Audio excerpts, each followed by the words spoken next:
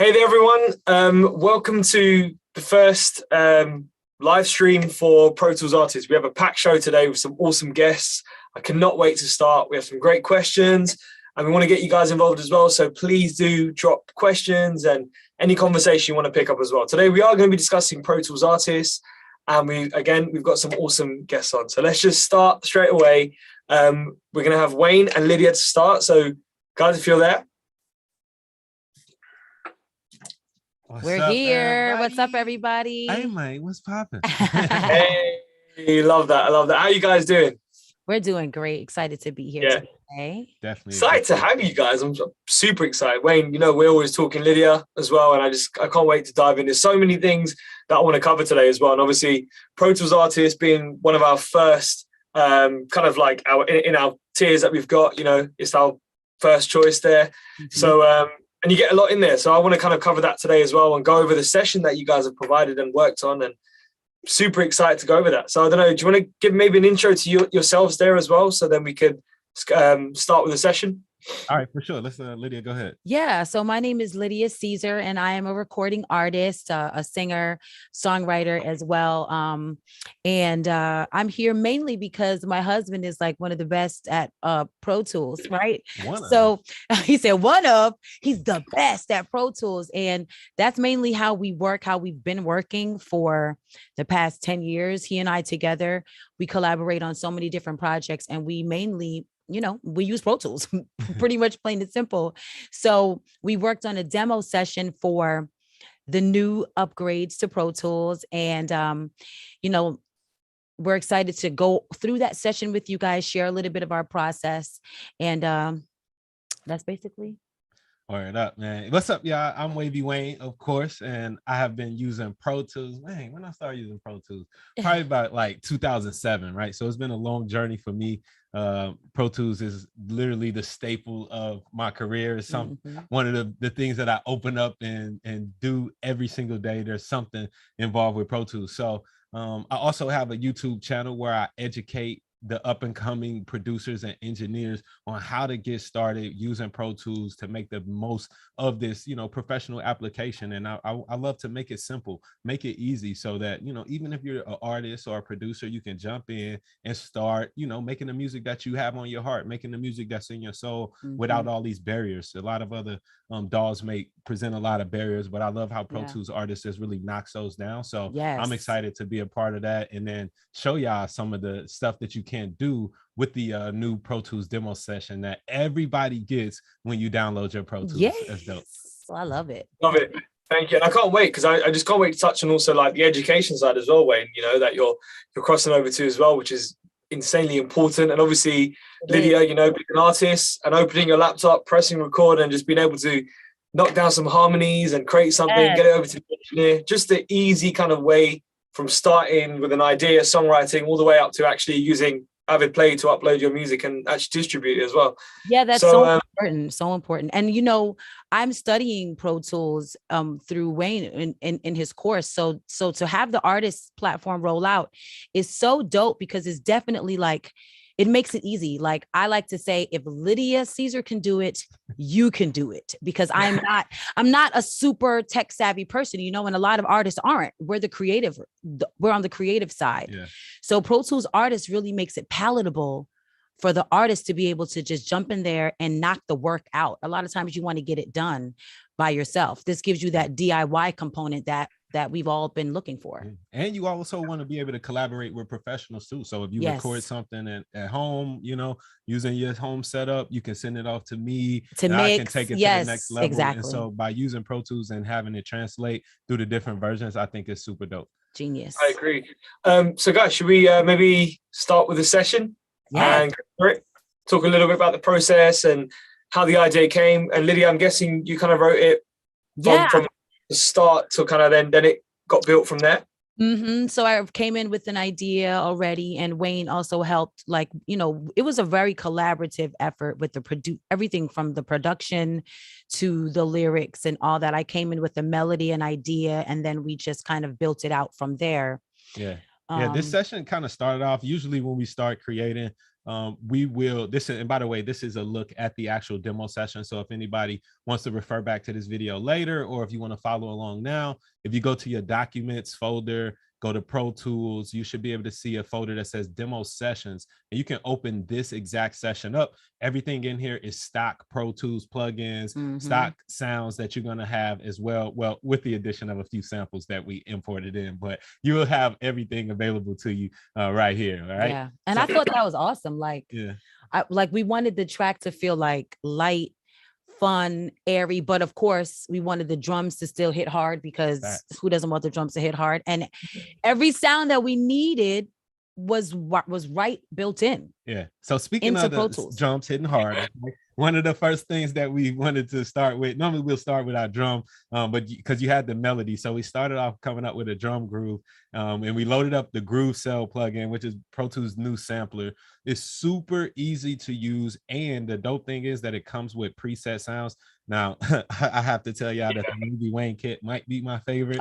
You know, as my favorite. Definitely my favorite. But there are like hundreds of other sounds that you could use with all of these different patches that you can load up. So you can load up one of those and easily start to map these out. All right. And so this was the foundation. Using Groove Cell Sampler was the foundation of getting that kind of drum rhythm going for the session. Yeah. So we basically built it all out from scratch, using all the plugins and sounds within Pro Tools. Also, shout out to the Noisy Neighbors. The Noisy Neighbors are my production team. Yeah, my friends. They're amazing. They help out a lot when it comes to these beats. So they came over with some dope ideas. And again, it was their first time using Groove Cell, because we were kind of working behind the scenes with this under wraps. So everybody, it's intuitive. If you ever used the sampler before, or if you haven't, you can easily kind of open this Groove Cell up and say, okay, I click on a pad, or I hit my MIDI controller, and I know what to do. And you can easily swap these sounds out, very easy, and also customize them. So we were able to get this going pretty nicely. Yeah, we came up with the track, that we loved, which was the bed, the foundation. And then we started writing. And a way that I love to write, especially when we're doing an experience like this, where it's all hands on and we're all creative together, I like to bring the mic out of the booth just to get a top line down, almost like a scratch. So as we're writing, I'm able to just, if something comes, I'm able to just lay it down and build on top of that. So that's how we started writing this record. I just almost line by line, as the lines came about, I'm in the same room with Wayne and the engineers, and and the producers, and we're just recording to get the whole entire scratch vocal down from the top to the bottom of the track. Yeah.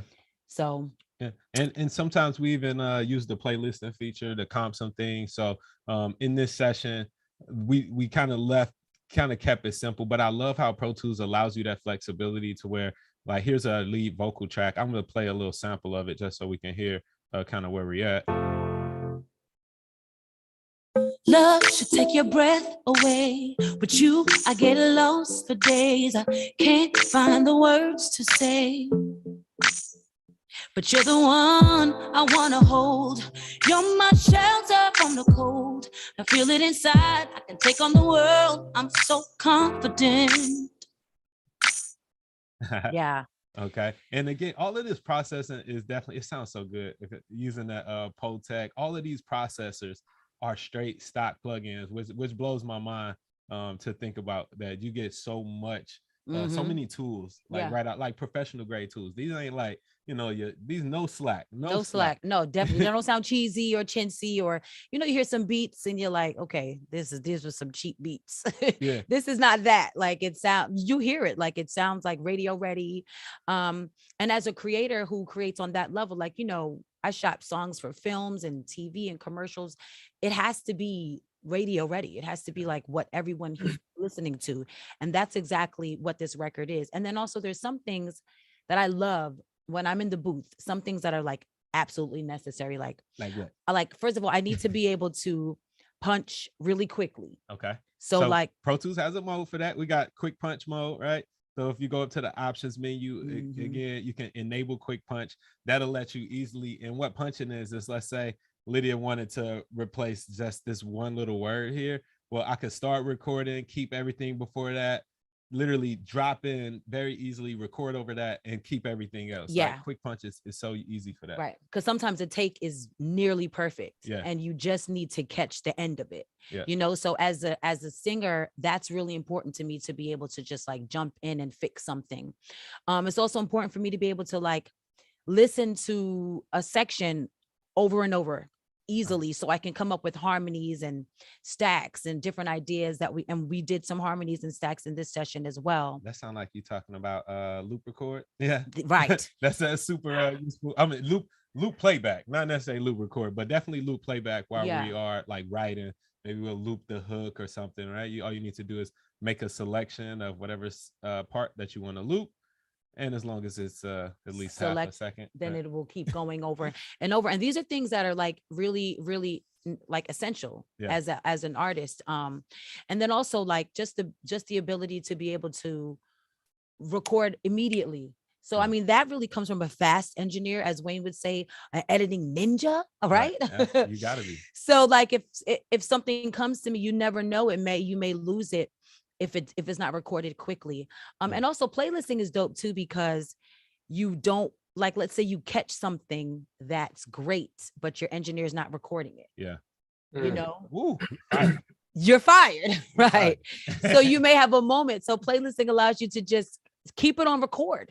Just record everything. So I just want to show the playlisting feature a little bit. So playlisting basically allows you to have multiple takes or multiple different versions of a performance on that same track without having to make so many new tracks. So as an artist that's recorded, this is going to give y'all so much flexibility as you're creating, to not worry about getting things perfect the first time, or even being married to what it is that you do, right? So let's say I wanted to experiment. In this case, I could duplicate this playlist and experiment with an edit. I would go over to the nameplate, hit the little drop down arrow here, and I could do a new playlist and that would give me a new one. But in this case, I'm gonna duplicate, right? Because let's say maybe I want to experiment with a different arrangement, right? So I'll just kind of put that on there. And if I want to move this part here and move this section here, it's very easy to do that. And then Lydia comes back in the studio, say, yo, you just ruined my song. What was that? I'll go back to the playlist drop down by clicking right next to the nameplate, and then just go back to the original way it was, and nobody's offended today. Yeah. And for songwriting, that's just so good, right? It is. You have so many ideas. I can only imagine how many ideas you can come up with, and just keep flicking through them and find the one that you actually want to go for. It is the best feature, you know. And considering Pro Tools Artist comes with 32 tracks, which, to be honest, is more than enough. A lot of times as a like a singer songwriter, many times you're dealing with a track that maybe a producer has already sent you, so it's not even fully tracked out. So you have so much wiggle room to create a powerful top line in an easy and palatable way. Like, you know, I have to stress that, because it's Pro Tools could seem very intimidating, you know, at times, but the artist setup really makes it something that anybody can dive into, learn quickly, and get to work right away. Because that's what we want to do. We want to work right away. And I feel like that kind of intimidation is like a brand that Pro Tools gained, but it's kind of a thing of a past now. With the Pro Tools artists, it's a lot more inviting. It's a lot more open, especially for producers, for anybody that's like making beats out there. Pro Tools, man, look, let me just show y'all. So we already showed y'all the Groove Cell, right? They have so many other tools that straight out the box you get. I'm gonna open up this folder for my keys, and just to demonstrate, we have a Mini Grand. This Mini Grand emulation sounds incredible. I use this one all the time. Expand though, this is absolutely my favorite virtual instrument. It's been in Pro Tools for years, but a lot of people sleep on this. It's a modular synthesizer, and you can have multiple different parts on it. So I can add 1, 2, 3, 4 different parts, create a brand new sound that nobody's ever heard before. Nice. And even do some crazy stuff with the Midi. So and look how many sounds are in this thing. Like, this is straight out of the box. I didn't have to buy any additional sound packs. This is with that one low price that you get for the artist, $99 for the whole year. That's crazy. That's absolutely crazy. And you know, it's like, just to encourage the new artists, all of these detailed things, like, you can learn as you're going, right? Out the box. If you want to just get started with recording your vocals, that's going to be super easy for you, which is what that's all we really want at first. Yeah. Like we're so excited when we get. get, oh my God, I recorded my voice and it actually sounds great. And then over time you can learn all the ins and outs and more, get more detailed. Yeah. But the artist package definitely allows you to get started right away. Oh yeah. And there's a bunch of get starting guides too that are included when you first, kind of launch your Pro Tools. I love that section that's included now. And, there's just more resources to learn about Pro Tools than any other DAW that I've ever seen. Yeah. Sorry, no, I was going to say there's so much, right? Exactly, Wayne. And we have awesome people like yourself creating stuff. We're creating stuff. It's just there's so much stuff out there now that we could kind of, reference back to, learn from. I mean, when I was at uni, I wish there was stuff on how to make music, because I'd be a Billboard charting artist, but I didn't know that didn't happen. So all good. Wait, I was going to ask you a few questions. I could kind of just chime in. So we had a question coming from YouTube, which is by Justin Array. Well, it's not actually a question. I just want to say, great job on the Wavy Wayne samples in Groove Cell. Oh, thank you. Can we just maybe show Groove Cell, maybe show your awesome, hey man. Okay. All right. So inside of Groove Cell, if you haven't checked this out yet, there is a Wavy Wayne kit. So I have customized some of my favorite sounds, my favorite 808s and snare sounds, and some cool samples that you just can't get anywhere else. So man, I know some of y'all, if you ever watch my YouTube channel, you've always wanted to use this in your record. So you have this sample now, royalty free. All you gotta do is shout me out. All right. Hey man. Hey. All right, that's the hey man. Hey man. Love it. Come on, man. Woo! I think that's my favorite. Hey man. And of course, you could pitch it as well, right? You could start manipulating the sound and do cool stuff with it. Let's see if I pitch me up. Hey, Alvin and the Chipmunks version. All right. I love this feature also inside of Groove Cell, where I like that one. Yeah. Where you can route these outputs, right? So where you can click on this output selector, and this is what we've done in this session, to where we wanted to do some additional processing on the kicks and the snares that are in this mix. So we can route the output of the kick. So I click on that pad and how this one is going to output to. And this is definitely getting a little bit advanced, but y'all tap in with me. I'm gonna make sure we get all of this going. So this kick track is getting that same input, which allows me to do individual processing. Now, most samplers, honestly, I've never even seen a sampler that allow you this much flexibility, right? To where you can still route individual outputs of each one of your samples and then have that processing capability for each separate sample. So you can feel comfortable using the Groove Cell, creating inside the Groove Cell, and know that you still have complete control over every single sound when it comes down to mix. That's hot. That's hot. Yeah. So Groove Cell, I'm happy about this addition. And I love it. So just on the actual session that you guys provided and you worked on, just going back a little bit, but yeah, no, I love the way that we all kind of planned it and everything, how everything happened, and it all happened on Pro Tools. But from the day that I called you, Wayne, as well, right, and told you, we want to work on this, and then Lydia started laying down the idea and stuff. I just the vocals themselves, did you guys kind of how did you tune them? So someone asked on, I think it was on YouTube, so did you tune the vocals with Melodyne, or was it not tuned? Okay, I used a little bit of Melodyne on those vocals slightly. Lydia is a great singer. She don't never want me to do too much process. Yeah, I mean, I want, I always, as a vocalist, I did use some Melodyne and printed it onto the vocals on there. But that Melodyne was included with my Pro Tools subscription, so it was nice and neat. That's fire. And I think, well, what I was going to say is that as a singer who prides herself in really singing, I always want to sound as natural as possible.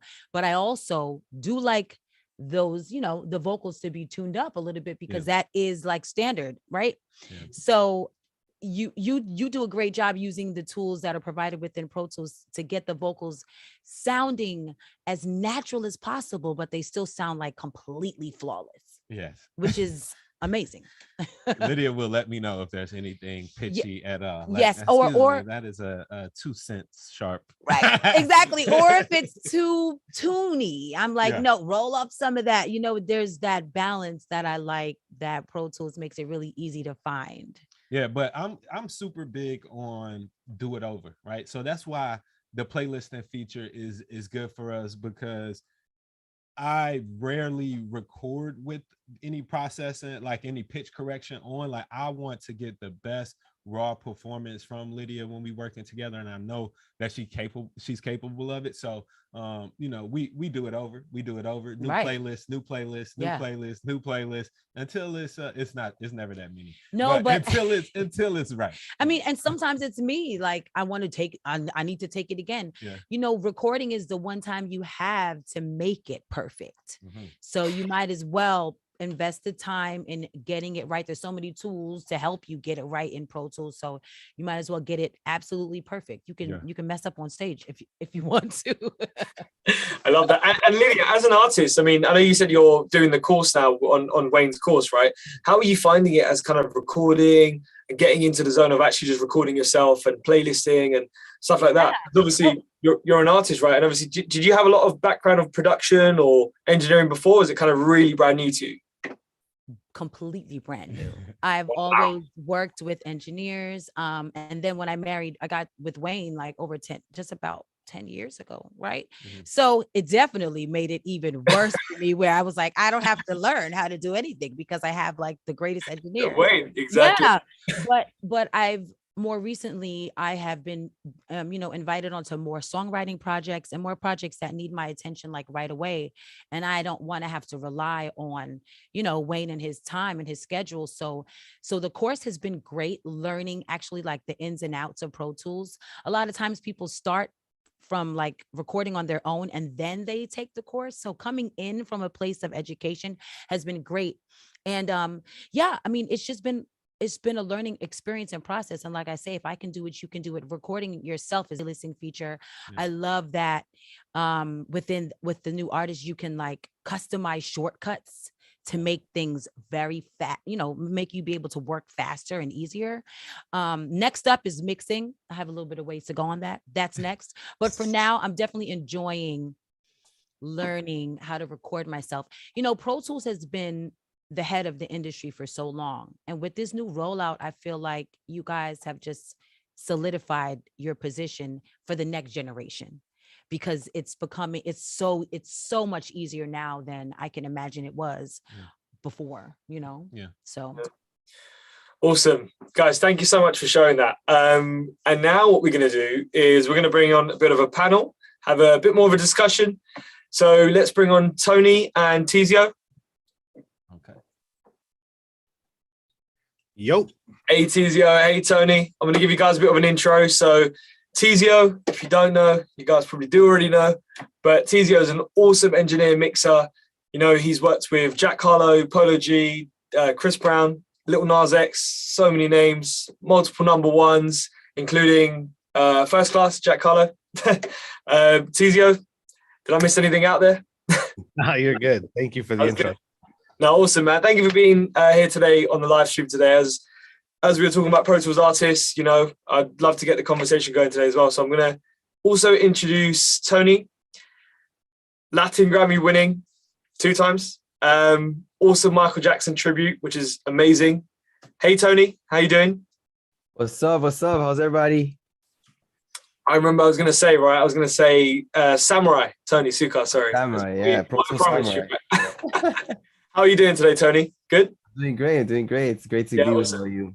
Thank you for joining us. So Wayne, Teezio, and Tony, we're just going to get into a bit of a discussion, talk about Pro Tools, and kind of just have a really open discussion with each other, So we have Lydia, who's an artist, Tony, producer, also recording engineer as well, Teezio, mixer, arranger as well. And then Wayne, educator, engineer, mixer, tracking, so much talent in this live stream. So let's set it up. So Teezio, so how important kind of has Pro Tools been to you kind of in your journey? Pro Tools has honestly been everything. There's been times where I've had to jump on other DAWs just for the sake of the situation, the artist that I'm working with, the team that I'm working with, to get files actually back over to Pro Tools. So all roads lead back to Pro Tools at some point. I mean, no matter what you produce in, no matter what you work in, when it gets to me, it's always in Pro Tools. And the recording process the same. I mean, I've never walked into any commercial recording studio and seen anything other than Pro Tools in there. You know what I mean? So it's kind of everything. No matter what you say, I mean, you can't really. I mean, it's all roads lead back to Pro Tools, right? Wayne, I see a big smile on your face there. I think that's a fact, because I say that to people all the time. You know, I've never walked in and seen. I ain't gonna throw y'all under the bus today.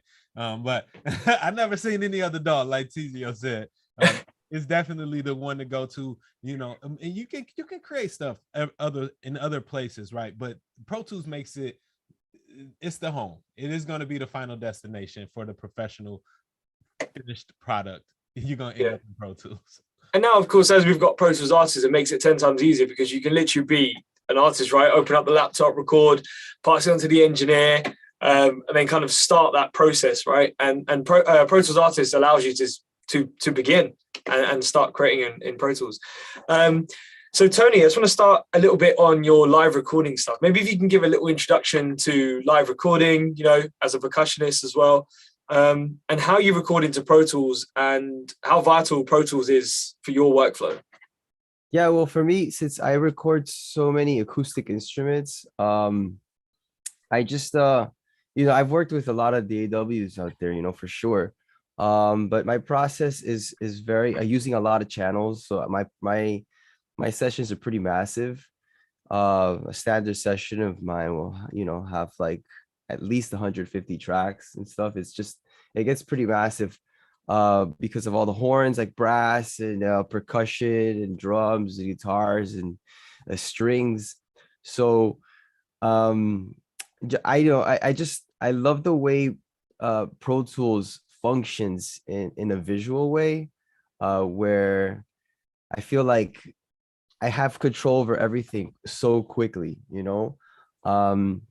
Just the reliability as well. But my process, man, it always starts with rhythm section, and then I just build my way up. You know, I build my way up. I also arrange now in Pro Tools. I used to not arrange before in Pro Tools, so I used to do arrangements in different programs. Sometimes I would just do it in my notation program, and then I would just import the Midi into Pro Tools, and then I would start recording that way. But now I just program everything because Midi has come a long way in Pro Tools. I think it's been upping its game in that for sure. Yeah, I think for a long time Pro Tools was more known for its audio capabilities, audio editing, audio mixing. It was just, I mean, it's still the GOAT in that, right? But in terms of the way software synths work, instrumental tracks, and you know, the ability to do everything with Midi now, it's perfect because now I don't have to leave Pro Tools for anything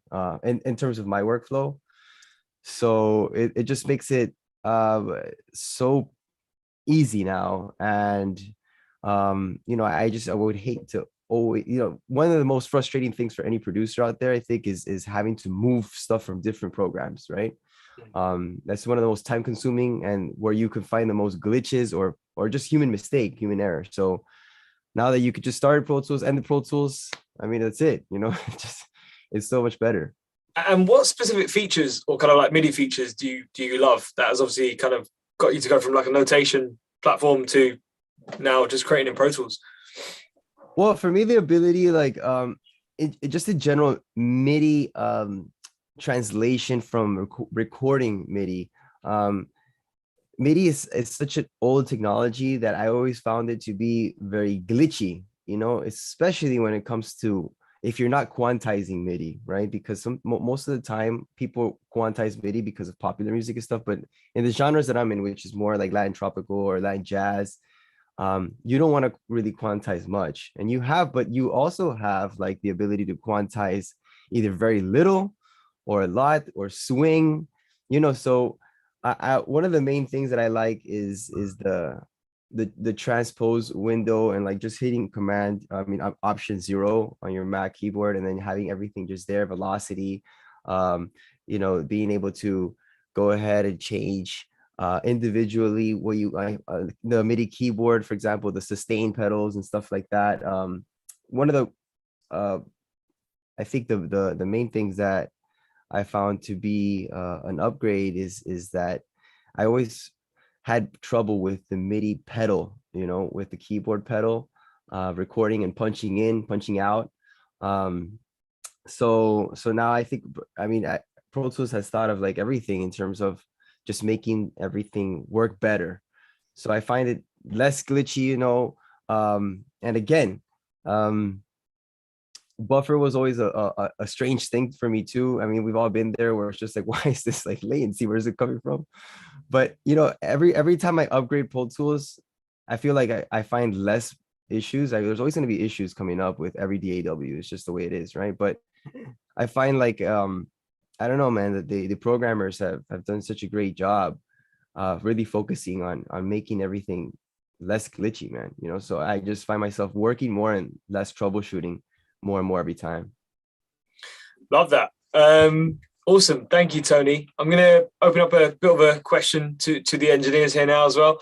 So kind of what specific stock plugins do you guys kind of love? I know a lot of people use lo-fi on 808s and stuff, but is there anything specifically? I see Wayne nodding there as well. Teezio, maybe we'll start with you. What is kind of your favorite stock plugin and what do you kind of love using when it comes to the stock plugins? I definitely love using the lo-fi on my bass for sure. That's an automatic. I'm just looking through here to see if there's anything crazy. SansAmp I'll use a lot when I'm trying to do a certain type of saturation. I play with stuff. I might try one plugin and I'll try SansAmp, and that kind of works. Another one is the Deverb. A lot of times I'm doing like a reverse reverb and I might use the Deverb to do it. I kind of learned to do the reverse reverb more of an old school way, where you'd take the vocal, you'd chop it down, and then you'd reverse it, and then you'd highlight, you'd create the reverb, and then you'd re-reverse that reverb and then tuck it in. That's kind of how I learned it, and that's how I do it. And a lot of times Deverb is just that quick go-to. And then on top of that, I'll put EQs and delays and stuff like that, and some imaging and stuff like that to make it sound wider. But yeah, so Deverb and lo-fi are probably the most that I use out of the Pro Tools stuff, the Avid stuff. Awesome. And Wayne? Yeah, so I definitely use lo-fi.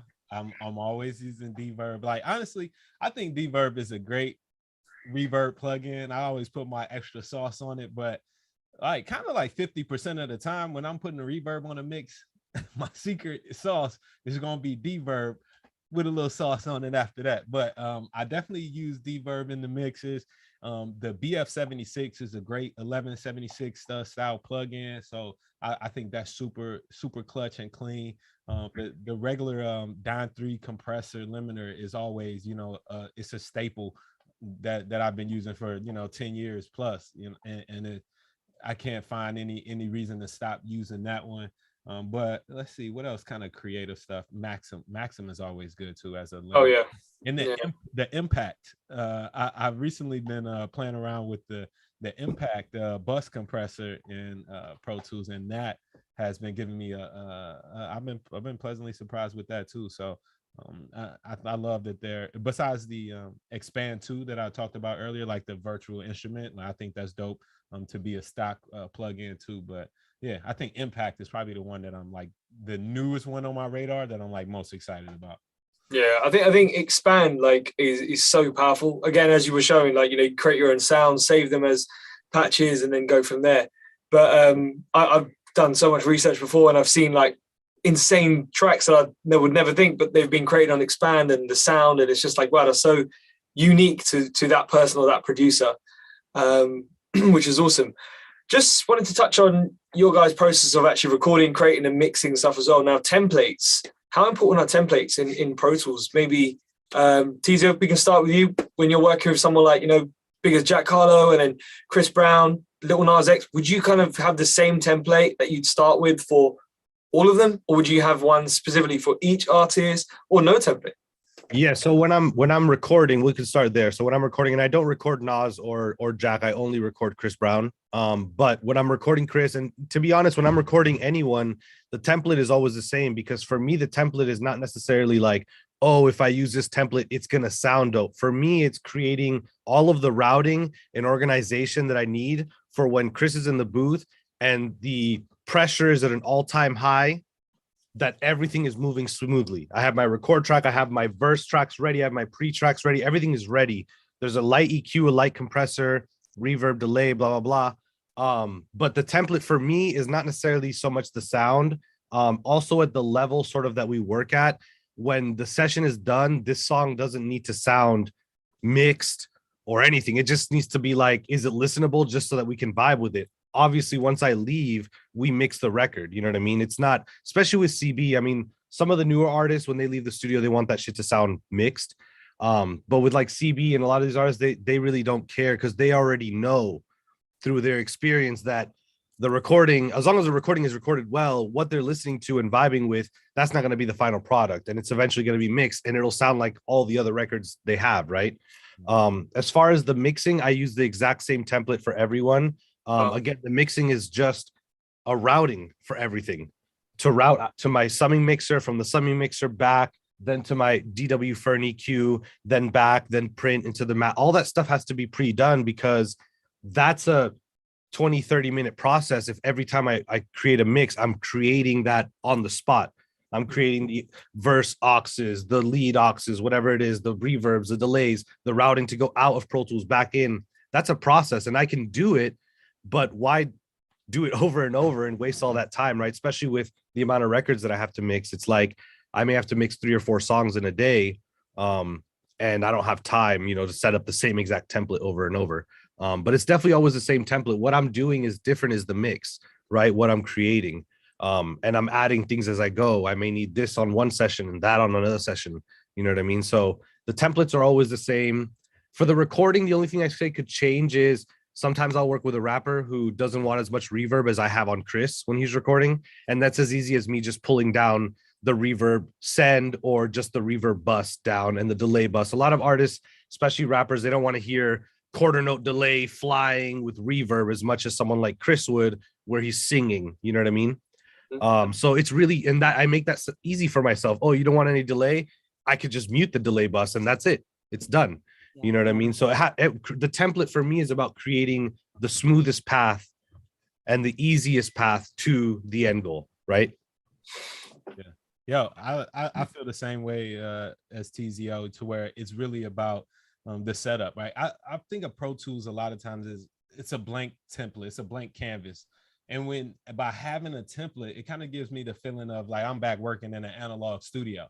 When I'm in the studio, I don't have to load up reverbs, right? They're a lot of times already hard patched to the console, or the EQs on that actual console, on the channel strip. The compressor is already there. So having a template that just puts the tools in place so that you don't have to reach for them when you need them is super dope. So I think that's great for professionals to have just a template that has your go-tos ready to go. Yeah. Now, when it comes to artists, I think that templates can offer a whole nother side of the, a whole nother flavor, to where you could, as artists, you don't want to have to shape and scope the sounds. Yes. And then you want to have some reverb or auto tune or EQ or some special effects happening, so you can get in your vibe while you're recording. Yeah, so, I was going to say that too. So I think that for artists, it could be super useful to just be able to immediately kind of get that vibe going by having some type of sound already when you hit record. And it's encouraging too, because without it can be very discouraging. Like the learning process, it takes time, right? A lot of us, we're in that we want to be good right away generation. And that's not the best quality to have, but it is what it is. This is how people think and feel. So a template kind of gives you that sound that you're looking for right away, but it also allows you to learn like backwards. Yes. Because you can take a look at the settings and learn what each of them are, doing in relation to your session. So I encourage, if you're just starting out, highly to download a template, and you can download one at wavywayne.com. Oh, that's a fact. No, and also Pro Tools Artist comes with templates, built into the DAW. So that's also amazing as well. Yeah. And I love that fact though, that you said like you can learn though, because backwards, if you want to learn, like a professionally made template will kind of teach you professional workflow. It'll teach you, why you can start to dive into, even do this with the presets. So like the stock plugins and Pro Tools, you can load up some, EQ preset or some reverb preset and start to learn like what was changed about this Right. long haul versus this short haul, like what Yes. changed within the actual parameters of the plugin. And now you can start to use that information to make your own decisions and maybe not reach for a template or maybe not Every reach time, for a right. preset, Yeah. but you use it as a learning tool or a stepping stone. Yeah, absolutely. And that was awesome, guys. And Tony, so when you're kind of obviously big sessions, small sessions as well, do you kind of have templates ready, or do you start from scratch? You know, to be honest with you, I do have just like a simple template, like for a vocal chain when I have to record vocals and stuff. But most of the time, since I don't mix, I'm not a mixing engineer. I just produce, and I'm more of a tracking engineer.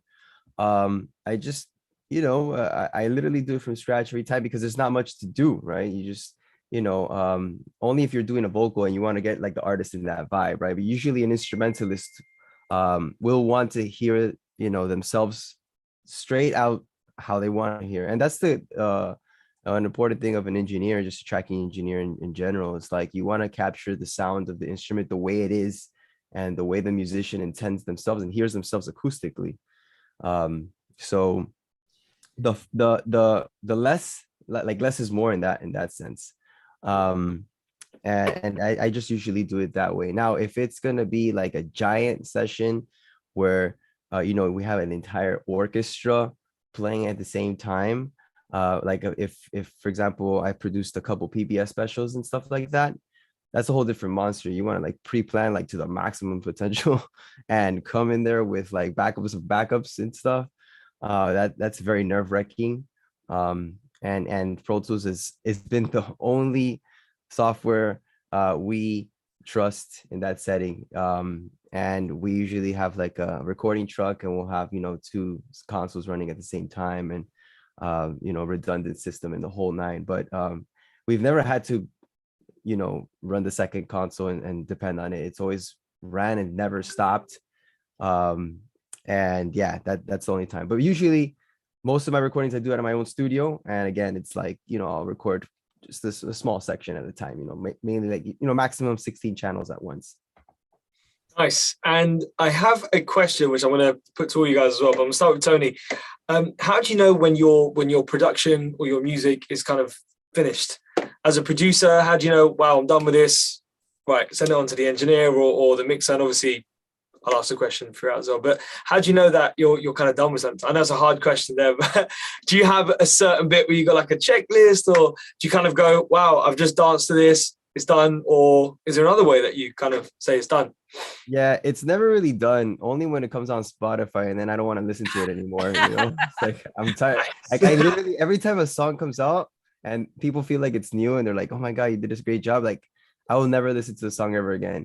Like I don't want to listen to it. I just and it's funny because there's so many different phases of being done, right? I mean, it's just from the beginning to the arrangement and then to the mixing engineer. Like every mixing engineer hates me because like the amount of notes that I'm just so picky, and at a certain point I it's more like a psychological thing where I kind of feel I put myself in their shoes and I'm like, do I really want to ruin their life so much? And it's like, so then I'm just like, you know what? I let go. And I just like, the deadline is coming, and it's hard. It's really difficult to know that moment because for us, I think we're always paying attention to so many details that there's just so many details that will never be to the point where you're like satisfied, because always something's going to come up. Your ear just works that way. And then your ear starts playing mind tricks on you too, because you're so like fatigued that you don't even know.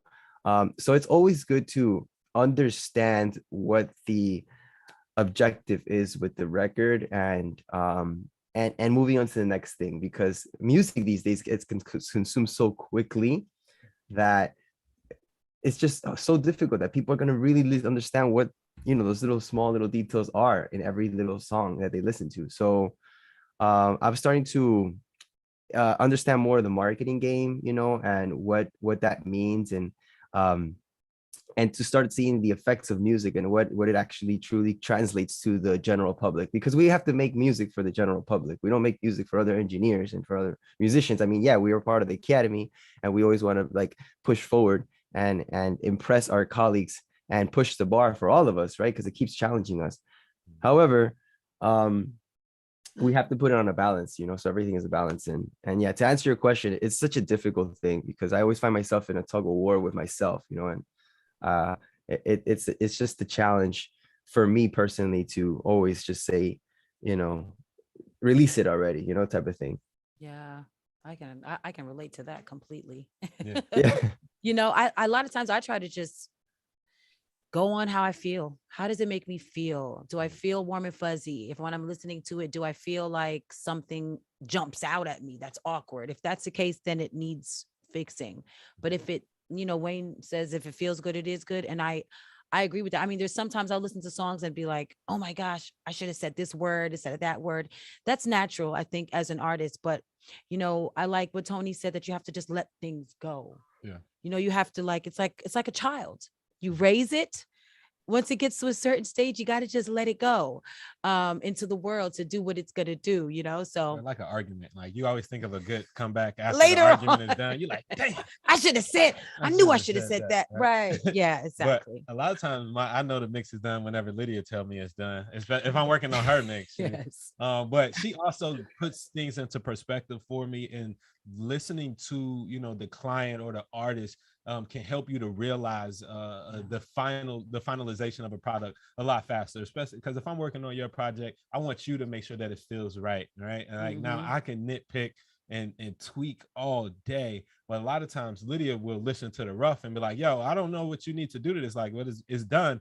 And so like I want to kind of try to make sure I don't go too crazy on mixing and take that essence away, because it's happened before to where she's like, I don't know, but the rough mix was fine. We could have put that out. And and I spent 12 hours working on something and then she hates it. Yeah, because artists fall in love with, I call it demoitis. Yeah. If the mix is good, if the rough mix is good, as an artist, there's so many elements that you fall in love with. So it's usually not too far off from that place to get it to where the artist will be happy. Demoitis, that's a new one. I'm definitely keeping that. So Teezio, how about yourself? How do you know when something's done? Obviously, there's a lot of deadlines, as we were saying as well, but how do you know when something is done? Teezio, you're going to send it off and that's it. Goodbye to that.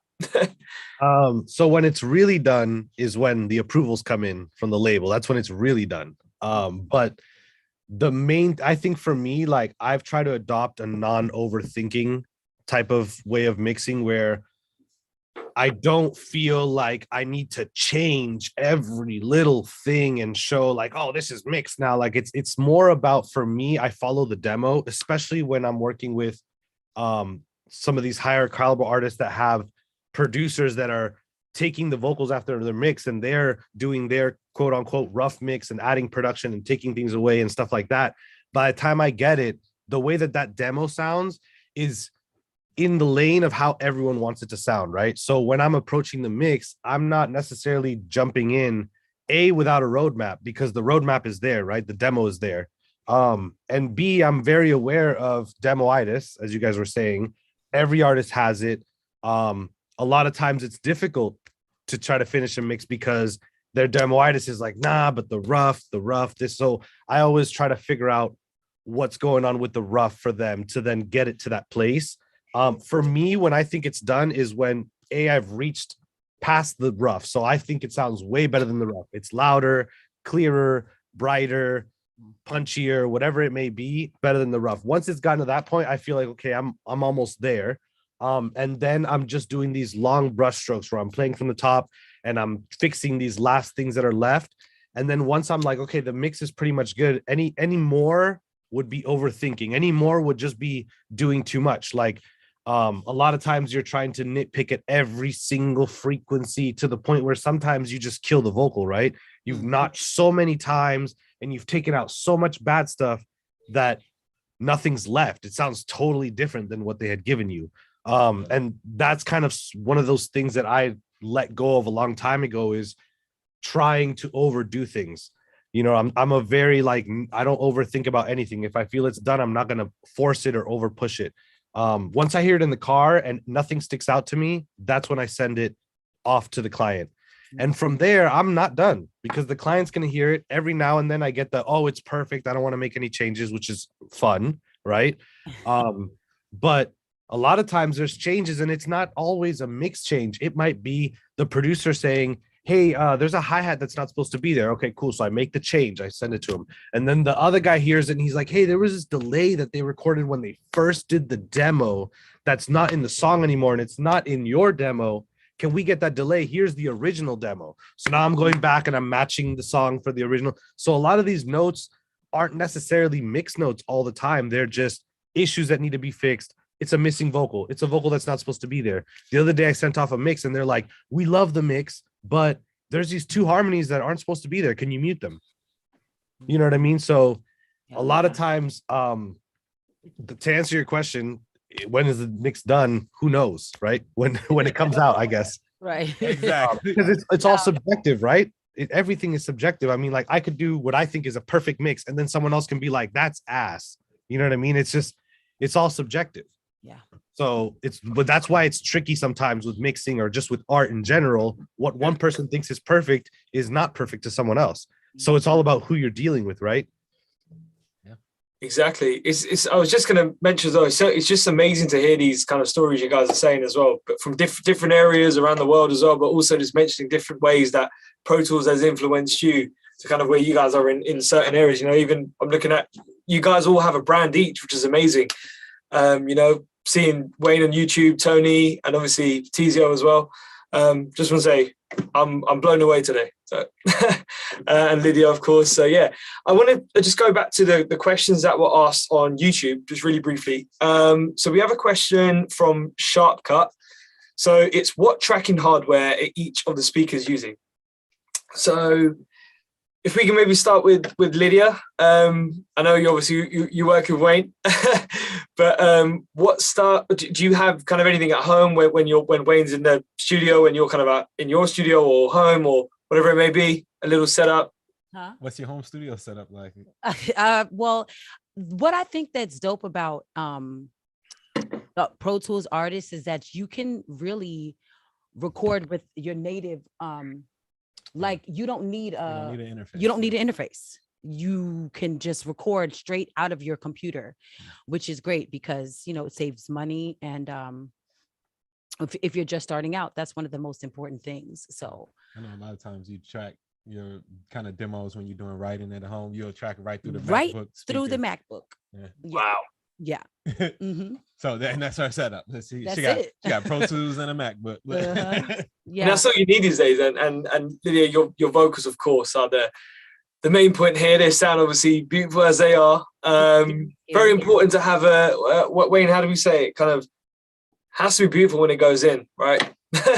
Has to sound great. So Lydia, that's amazing. I love it. I can't imagine. I can imagine open the laptop, pressing record, and just singing like that. Yeah. Capture the demo. And Wayne, now we've got to go with you. What tracking stuff do you have? and what's the mic? The Rode NT1A mic. Yeah, I love that mic. It's a very, very affordable microphone, but it captures the essence of my voice like very nice and raw. So when it as on Mike's hardware side of things, that's the only mic I'll trust her with. Right. Otherwise, I'm scared.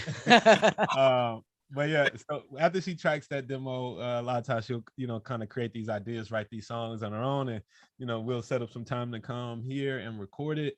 I love using a tube condenser mic on her vocals. I love my Lawson L47 or maybe like a Stam SA47 on her vocals, and then after that I'll use 1073 preamp, and I'll come out of there and go into Distressor and into Pro Tools, and that is a lot of times my chain. Yeah, that's nice.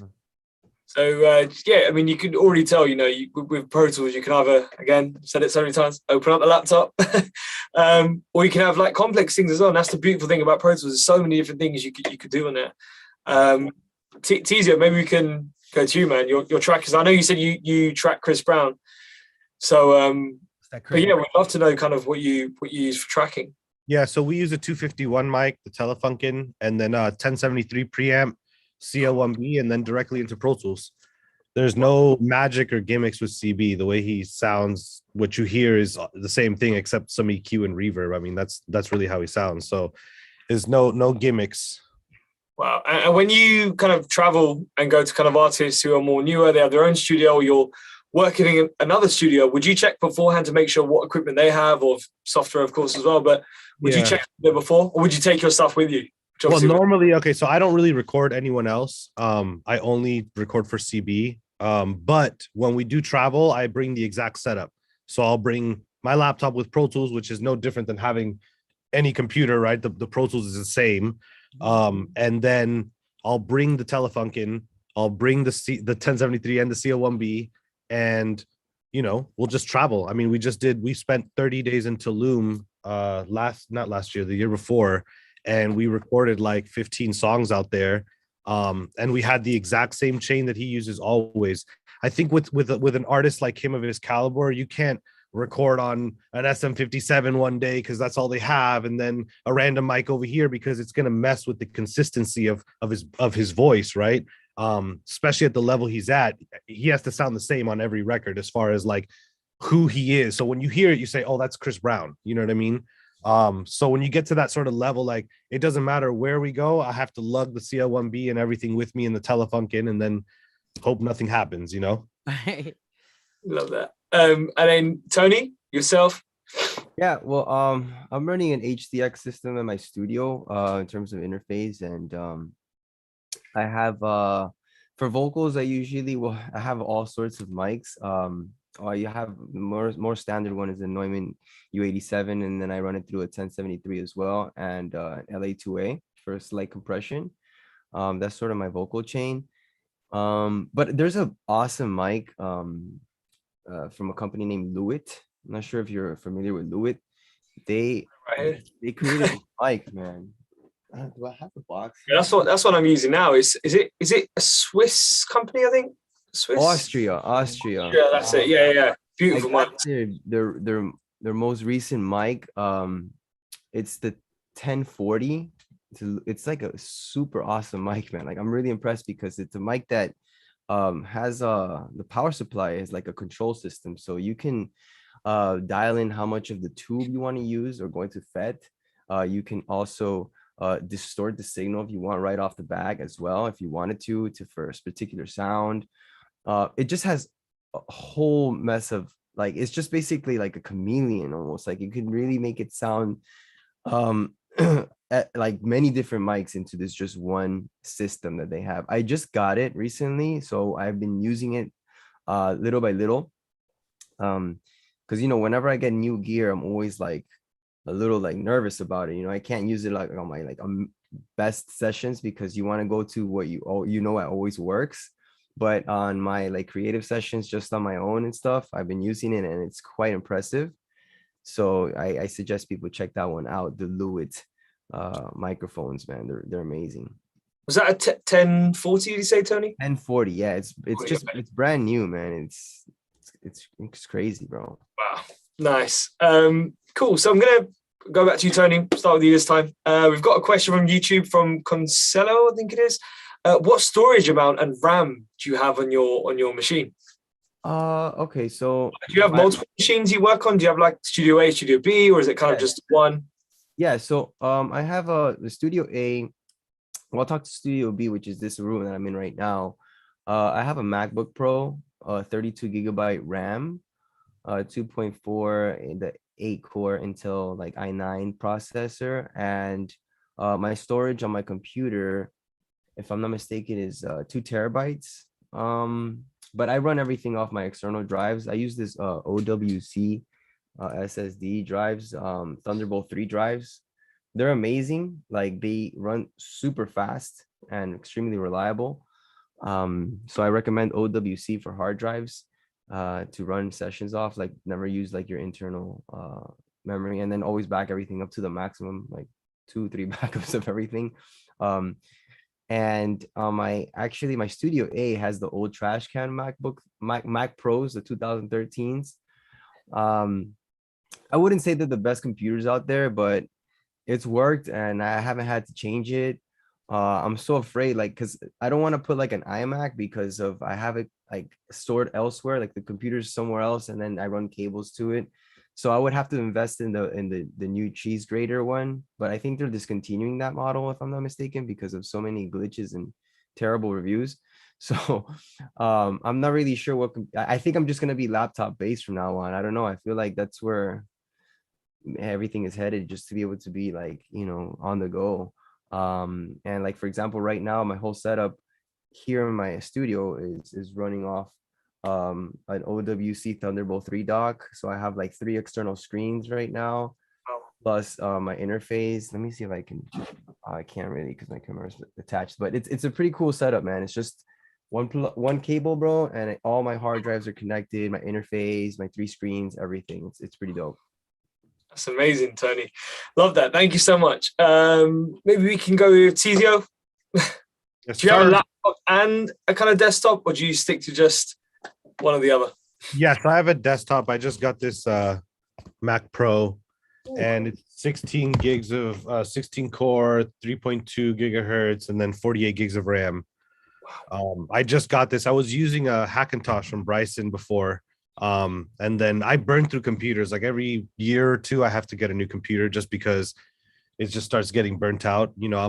I don't leave it on all night, but it's on at least 12 hours a day or more working. So, and if I'm not sitting in the chair, my assistant is in the chair making stems, prepping sessions. So it's always in constant use. Nice. Wow. That's every year. That's crazy, man. That one will last you longer. Hopefully it lasts me longer because it was a lot more expensive than the Hackintosh line. Wow. Maybe Lydia, we can go with you next. Do you have like maybe your laptop? Yeah, I used Wayne got me last year for Christmas a new MacBook with the what is it? It has M1. like with the M1 chip. I think it's like 16 gigs. But it's super fast, especially for like the simple recording that I do. It's perfect. And then I also have like a 2 terabyte drive, two 2 terabyte drives that I like to use and just like especially like save my stuff on so that it doesn't use up all the space on my new computer, because I'm trying to ride out with this computer for a while. I'm the type who would literally just save and store on the computer, and next thing you know the computer don't work no more, and I'm trying to be better at that. So so I put everything onto my ScanDisk drives, but the Mac with the M1 chip runs so it's like a dream. It's perfect. I wouldn't know because I don't have one of those yet. Well, I'm looking for it because I have a desktop in the studio here. I'm using a 2013 trash can as well, the Mac Pro trash can, and that one it's a beast. I think it's like 64 gigs of RAM on there. It has a 16 core processor. Oh no, this one is a 12 core processor on it, and I just recently put like 2 gigs of SSD storage in there. So that one is it's cool. I love it. It is a 2013. It's almost 10 years old for a computer, but kind of like Teezio was saying, like that. I mean, Tony, it's giving me zero problems. Pro Tools runs like flawlessly on it, and I just know every time it's gonna be clutch. Now, right, I also, when I'm traveling, use my MacBook Pro. This is a 2019 MacBook Pro with it's a Core i9, 64 gigs of RAM, and it's got like 8 gig video card because I do a lot of video editing on this joint. Mm-hmm. Yeah. Nice. So cheers, guys. Thank you so much. Hope that answers Cancelo's question there. And I've got a question actually. So we'll start wrapping up soon. A few more questions I'm going to kind of just swing in. As someone who's new, we've just introduced a new product, Pro Tools Artist. Why would you encourage someone who wants to get into the music industry, to the audio industry, as a YouTuber influencer in audio? There's so much working on hit records, a producer. Why would you encourage someone to start with Pro Tools Artist? Because obviously we've said, there's tons of plugins. I think 100 plus plugins that you get in instruments as well. There's so much stuff. But maybe we can start with Teezio first. Yeah, so I feel like starting with Pro Tools is a leg up because like I was saying in the beginning, you're going to end up there anyways. Like in the beginning, let's say you're at home recording and you're using a different DAW and you're just bouncing it and putting it on SoundCloud. That's one thing. But now your career's taken off and, you know, you're now starting to send the stuff to mixers, the label signs you, all this stuff. Why not already be there to the point where you have everything in Pro Tools, where you're already knowledgeable in Pro Tools? Because at the end of the day, you're going to show up to that major studio the label just booked you for after X amount of years of not working in Pro Tools, and you're going to be right there with it. And you're not going to be able to do, you're not even going to know what's going on because there's going to be an engineer in the chair and everything is going to be new to you. You know what I mean? You're going to be like, what program is this? And it's going to be starting over. So I feel like starting and getting in with Pro Tools early is going to allow for you to just be more successful just throughout your path and your trajectory in music. Because like I said, it always ends up there no matter what. You know, there's no mixer that I know or even recording engineer, unless it's a producer who's just getting rough vocals, that doesn't use Pro Tools, you know. So might as well just get there early, right? Yep. And I did that too. The first DAW I ever worked in was Pro Tools. I was 15 years old and I had bought in Pro Tools Empowered 7. Wow. And that start, if I had started in Logic, I wouldn't have maybe learned Pro Tools until my 20s, and then I would have lost all of that. You know what I mean? I've been doing this since I'm 32 now. I'm about to be 32. So imagine how many years I have on Pro Tools. Wow.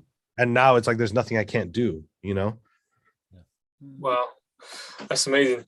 Thank you, Teezio. And maybe we could go with Wayne next. Sure. Yeah, I think a lot of what Teezio said, but I think that if you start off learning Pro Tools, it will literally translate into any other DAW that you ever need to use. Mhm. Like once you learn Pro Tools, you can pick up, or whatever it is, right? You can pick up any other DAW and get going. Not only that, there's actually so much information out here about how to use Pro Tools. There's so many resources.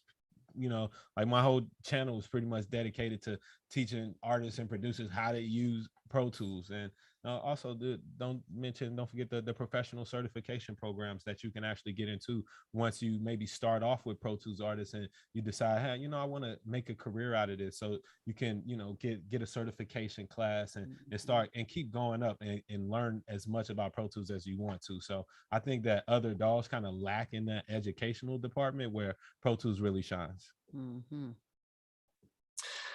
And Lydia, as an artist? Yeah, for sure. I mean, you know, just to mirror Teezio and Wayne, why would you not want to start with the leader in the industry? It just is what it is. You know, this is something that is going to help your career because you can, literally translates to every studio that you go to, every engineer that you're going to work with. So it just makes sense to start off, especially since the new rollout has just happened with the artist platform. You're going to get so much for $100 a month. As an artist, you spend $100 on an outfit for one show. Okay. $100 for a whole entire year of, you know, you get so many plugins and so there's so many avenues and ways for you to learn and, you know, get to the next level as a person who's recording themselves. So I just think it makes the most sense to go with what's leading.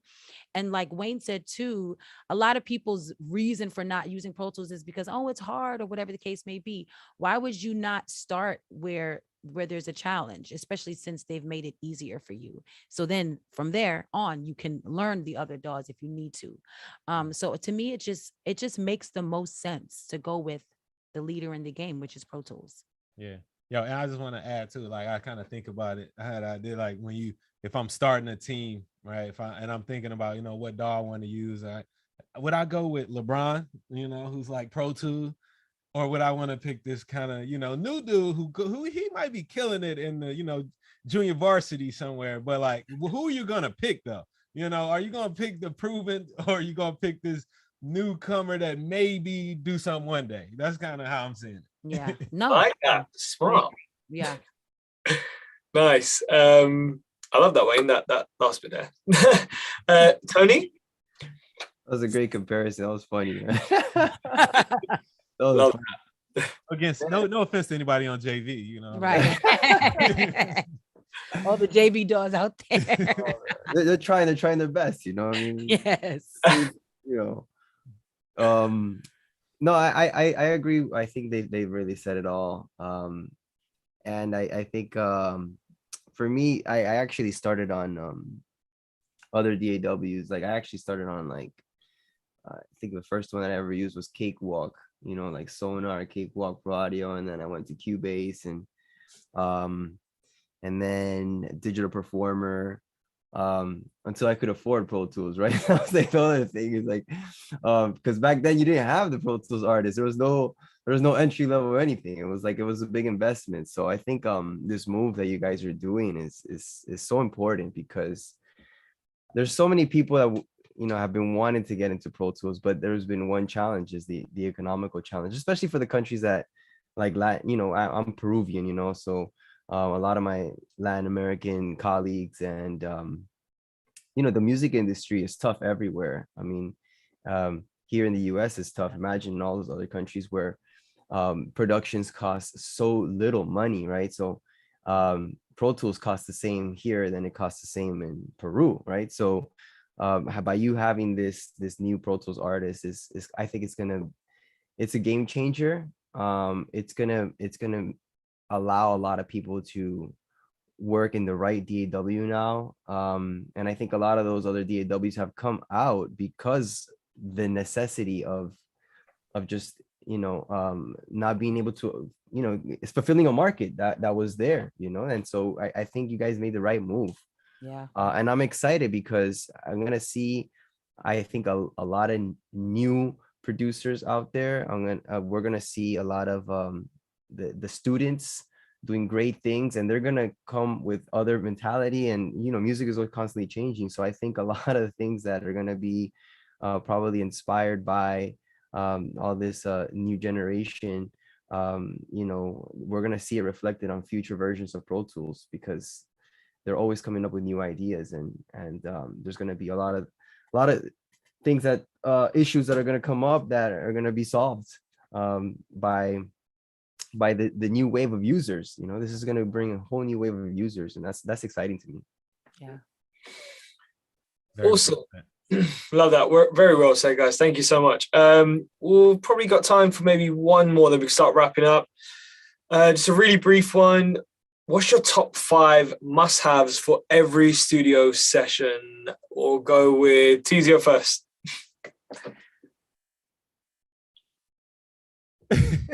Oh, sorry, you're on mute, Teezio. You could probably read my lips. I said Pro Tools. So we can start with Pro Tools. And then do we have the mic already, or are we listing off things that we need to record? We could. Because if not, the hand's gonna fill up. We need the microphone, we need the preamp, we need the compressor. Okay, no. We need the vibe. Yeah. We need weed. I wasn't gonna be the one to say it. Yes, you were. Yeah, we need all that. You need a good engineer. That's a great start. Mm-hmm. And then you need a fast computer. Oh, yeah, that's good. From that. Lydia? Pro Tools.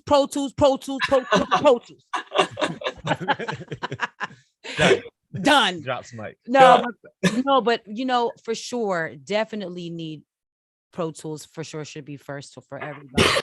A good mic, you know, something that it's going to help you sound great and feel confident. You need confidence.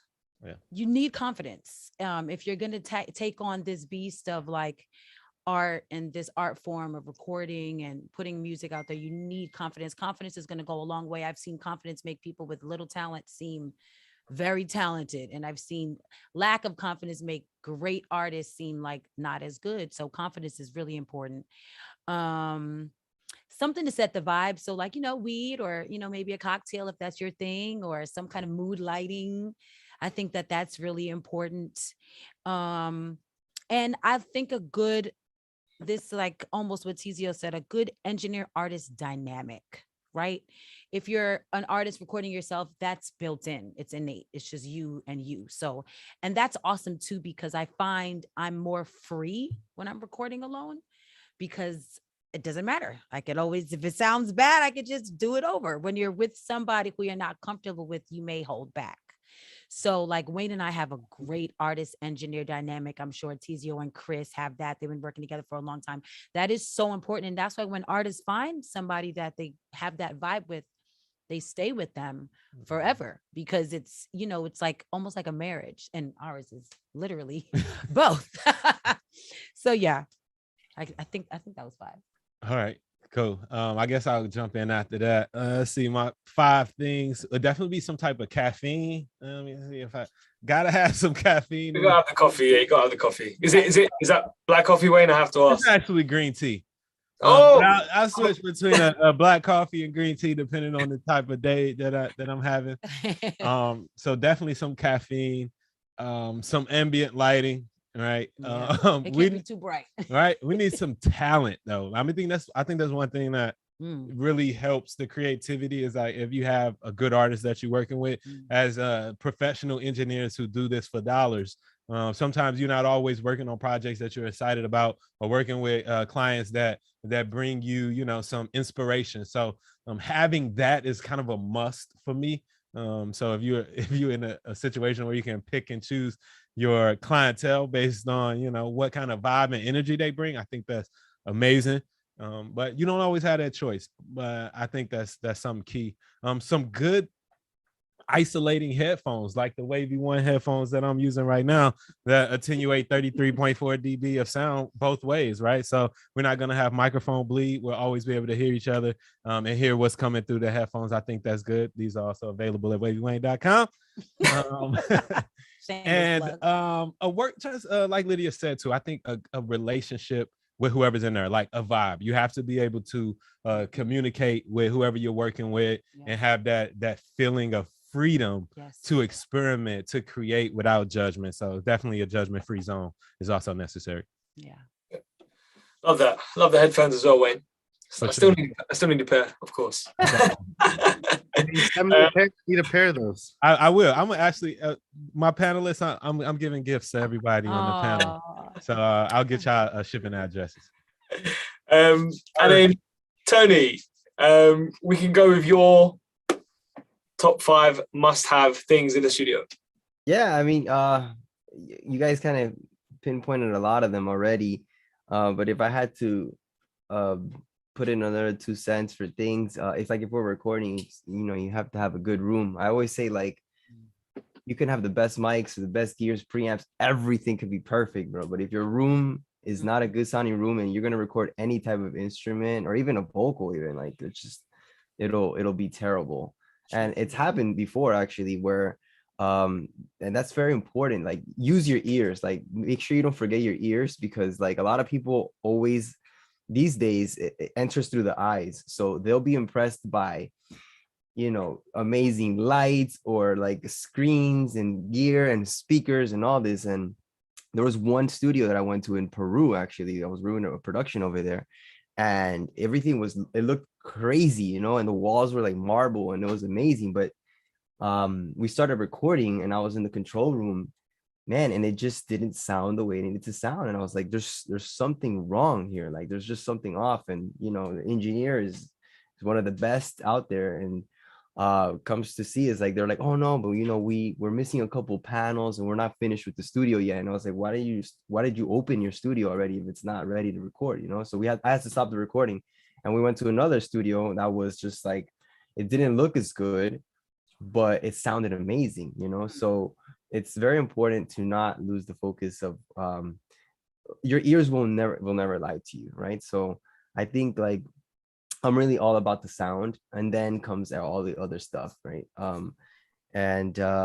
Yeah, I mean, having that as your focus always. I worked with Bruce Swedien before he passed away a couple times, and that's one of the things that I learned from him, you know, being so old school. Like, he's all about listening, you know, and being patient. So don't forget your patience. Like, you know, like, you can't rush through these things. You can't rush through making music. Make sure you have enough time to not feel like you're pressured, right? So Those are things that are just super important to me that are always on my mind whenever I book a session or I'm doing anything. It's like having that stuff, and then just having like sugar around, to make sure that you're always like, excited and because it's so much time. This is like, I think music producing, mixing, engineering, it's such I would say, like, for the beginning years of your career, like, you're basically making no money, right? Because the amount of time you have to invest for the amount of pay, like if you were to say how much money you make per hour, it's pennies because of how many hours you put into your work, right? Until you already find out how to, everything side of works, and then you're up in the game and you're able to make proper profit, right? But in the beginning, it's this career is meant for the people that have extreme passion. Like, that's 100%. Like, you can't be in this if you're focused on anything else but just what music really makes you feel. Yeah. Because at a certain point you're going to be frustrated and you're going to want to get into real estate or whatever, make real money, right? But That's true. but yeah, man, always remember what got you excited about this, like what when you were a kid, like what made you get goosebumps, you know what I mean? And then you'll figure out that all these moments that, I mean, a lot of people that are watching here are probably like in the beginning phases of their career, which are the beginning moments where people quit the most, right? That's the moment where people are like, they buy all the stuff and they get it and they're like, yeah, we're ready, we have everything. And then all of a sudden, they're 6 months down the line and they're like, no gigs or nothing sounds good. 2 years pass by, 3, 4, 5, 6 years, and they're still kind of like struggling. But that's a part of the game, Yes. There's no real path that is like the same for anybody. Some people get their lucky break in the beginning, but most of us, we have to like grind. I went to school for 6 years, like, to get my master's, and when I got out of college, I was like, how am I gonna do? I have a jazz degree. It's like, what do you do with that? So yeah, just always remember that. I think those, I mean, I went outside of the question a little bit, but I think, like, because everybody kind of talked about what you should have, but it's kind of like, I think more things, the mentality. Yes. Very important. So important. So important. And that's a perfect way to actually end this panel. Well, guys, I want to say a massive, huge thank you. Wayne, Lydia, Teezio, Tony, that was absolutely amazing. I would honestly go on for another like 2-3 hours. You guys are just amazing.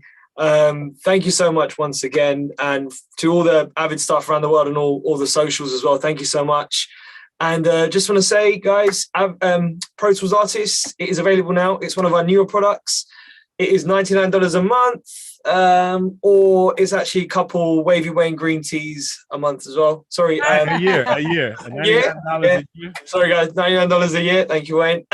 Or a couple Wavy Wayne green teas a month. There you go. You can do a lot on there if you're an artist, producer, also engineering. You can jump on there, lots of plugins, So please head over to avid.com and take a look. Guys, I want to say a massive thank you again to the panelists, to those joining around the world, and everyone else who's helped put this together as well. Thank you so much, and we'll catch you soon. Take care, everyone. Peace Bye-bye. out. Bye-bye. Bye.